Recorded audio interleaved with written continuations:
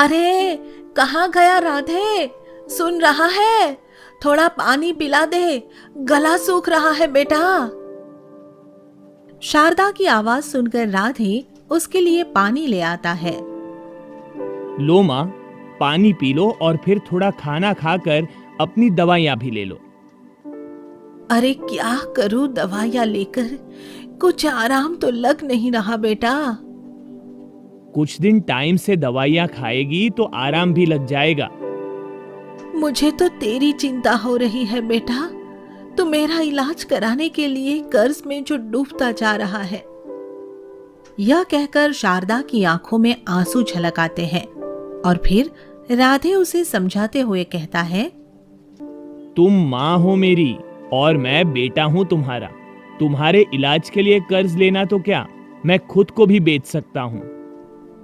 मैं जानती हूँ बेटा, तू मेरा लायक बेटा है। भगवान ऐसा लायक और नेक बेटा हर माँ को दे। रहने दे माँ, मेरी इतनी बड़ाई करने की जरूरत नहीं है। अब तू दवाइयाँ खा ले ताकि मैं खेतों को देखाऊं। राधे अपनी बीमार माँ की सेवा और देखभाल में जरा भी चूक नहीं करता। उनको समय समय पर भोजन और दवाइयाँ देता है। उनका अच्छे डॉक्टर से इलाज करवाता है। इसी वजह से उसे जगह जगह कर्ज उठाना पड़ता है। देख बेटा राधे, तू भला और ईमानदार आदमी है, मगर कर्ज कर्ज होता है। ये बात मैं अच्छे से समझता हूँ।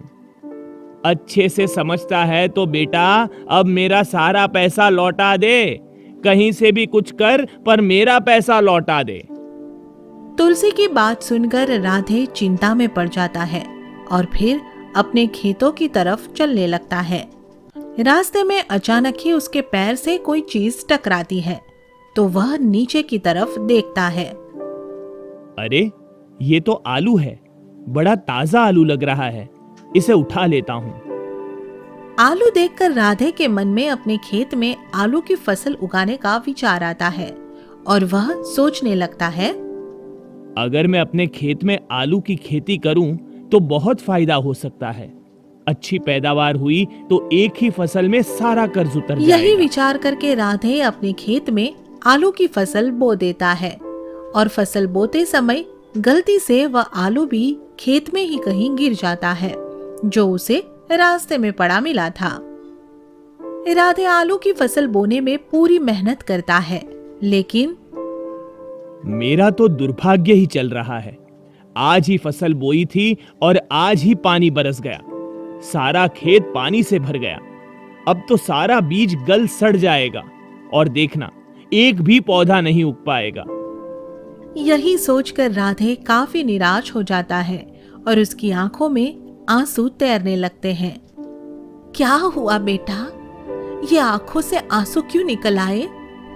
ये आंसू गरीब की लाचारी के हैं माँ। आज ही खेत में आलू डाले थे और आज ही ये बारिश हो गई। फसल उगने से पहले ही तबाह हो गई। अरे दुखी मत हो, भगवान को जो देना होगा वह अब भी देगा बेटा। पता नहीं भगवान क्या देगा, अब तक तो बस दुख ही दिए हैं। इस तरह कई दिन बीत जाते हैं और फिर एक दिन राधे अपना खेत देखने जाता है तो उसे पूरे खेत में आलू का एक ही पौधा दिखाई देता है। पूरे खेत में आलू का बस ये एक ही पौधा उगा है, पर ये 2-4 दिन में ही ये इतना बड़ा कैसे हो गया? इसे देखकर तो लगता है कि इसके नीचे आलू बैठ गए होंगे। यही सोचकर राधे आलू के उस पौधे को खोदकर देखता है और उसके नीचे से जो निकलता है उसे देखकर तो हैरान ही रह जाता है। अरे ये तो सोने के आलू हैं। ये कैसा चमत्कार! उस दिन रास्ते में जो आलू मिला था वो जादुई आलू तो नहीं था। और वो आलू... राधे ये सोच ही रहा था कि तभी उसे एक आवाज सुनाई देती है। हाँ राधे, मैं वही आलू हूँ और तुम्हारे खेत में उग आया हूँ। मैं सोने के आलू देने वाला पौधा हूँ और जब तक तुम्हारी गरीबी दूर नहीं होती मैं तुम्हें सोने के आलू देता रहूंगा। यह सुनकर राधे की खुशी का ठिकाना नहीं रहता। वो सोने के आलू उठाकर अपने गमछे में बांध लेता है और फिर उन्हें बाजार में बेचने चला जाता है। के आलू बेचकर उसे अच्छे पैसे मिल जाते हैं और वह खुशी खुशी घर लौट आता है। भगवान ने हमारी सुन ली है माँ। ये देखो, हमारे पास अब बहुत पैसा आ गया है। अब मैं सबका कर्ज उतार दूंगा। मगर इतना पैसा लाया कहाँ से बेटा? कहीं चोरी तो नहीं की? अरे, ये क्या कह रही हो माँ?